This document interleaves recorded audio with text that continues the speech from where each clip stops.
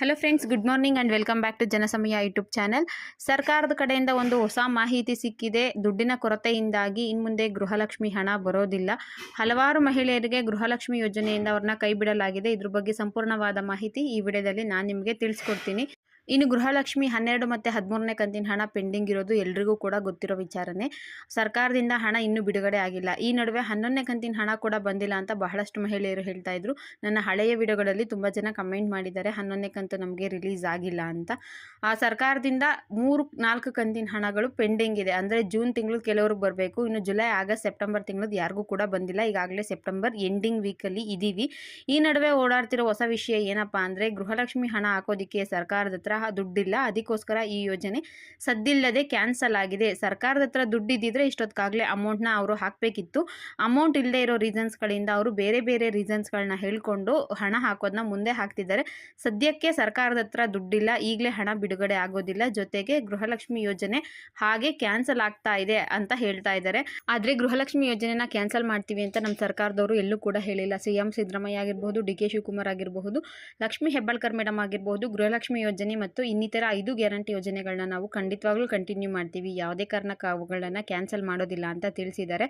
ಆದರೆ ಯಾರು ಎಲಿಜಿಬಲ್ ಇಲ್ಲದೇ ಇದ್ರೂ ಕೂಡ ಗೃಹಲಕ್ಷ್ಮಿ ಯೋಜನೆಗೆ ಆನ್ಲೈನ್ ಅಪ್ಲಿಕೇಶನ್ ಹಾಕಿರ್ತಾರೋ ಅಂಥವ್ರನ್ನ ಮಾತ್ರ ರಿಜೆಕ್ಟ್ ಮಾಡ್ತೀವಿ ಅಂತ ತಿಳಿಸಿದ್ದಾರೆ. ಅದರಲ್ಲಿ ಹೇಗೆ ಅಂದರೆ, ಯಾರು GST ಫೈಲ್ ಮಾಡ್ತಿರ್ತಾರೆ ಮತ್ತು IT ಟ್ಯಾಕ್ಸ್ ಪೇ ಮಾಡ್ತಿರ್ತಾರೆ ಅಂತಹ ಮಹಿಳೆಯರಿಗೆ ಮಾತ್ರ ಗೃಹಲಕ್ಷ್ಮಿ ಕ್ಯಾನ್ಸಲ್ ಆಗುತ್ತೆ. ಬೇರೆ ಉಳಿದಂತಹ ಮಹಿಳೆಯರಿಗೆ 4,000 ಹಣ ಖಂಡಿತವಾಗ್ಲೂ ಬಂದೇ ಬರುತ್ತೆ. ಇನ್ನೂ ಸ್ವಲ್ಪ ದಿನಗಳ ಕಾಲ ಕಾಯಬೇಕಾಗುತ್ತೆ. ಇನ್ನು ಸೆಪ್ಟೆಂಬರ್ 25 ನಾಳೆ ಹಣ ರಿಲೀಸ್ ಆಗಬಹುದು ಅನ್ನೋ ಮಾಹಿತಿ ಸಿಕ್ಕಿದೆ. ನೋಡೋಣ, ನಾಳೆ ಏನಾದರೂ ಅಮೌಂಟ್ ರಿಲೀಸ್ ಆಯಿತು ಅಂದರೆ ಖಂಡಿತವಾಗ್ಲೂ ನಾನು ನಿಮಗೆ ತಿಳಿಸ್ತೀನಿ. ಈಗ ತಿಳಿದಿರೋ ಮಾಹಿತಿ ಪ್ರಕಾರ ಸುಮಾರು 1,75,000 ಮಹಿಳೆಯರ ಗೃಹಲಕ್ಷ್ಮಿ ಯೋಜನೆ ಕ್ಯಾನ್ಸಲ್ ಆಗಿದೆ. ಯಾಕಪ್ಪ ಅಂದರೆ ಅವರು IT ಟ್ಯಾಕ್ಸ್ ಪೇ ಮಾಡ್ತಾ ಇದ್ದಾರೆ, ಜೊತೆಗೆ GST ಫೈಲ್ ಮಾಡ್ತಿದ್ದಾರೆ ಅನ್ನೋ ಉದ್ದೇಶದಿಂದ ಅಂಥವರಿಗೆ ಗೃಹಲಕ್ಷ್ಮಿ ಯೋಜನೆ ಕ್ಯಾನ್ಸಲ್ ಮಾಡ್ತಿದ್ದಾರೆ. ಅಂಥವರಿಗೆ ಮಾತ್ರ ಗೃಹಲಕ್ಷ್ಮಿ ಯೋಜನೆ 2,000 ಬರಲ್ಲ.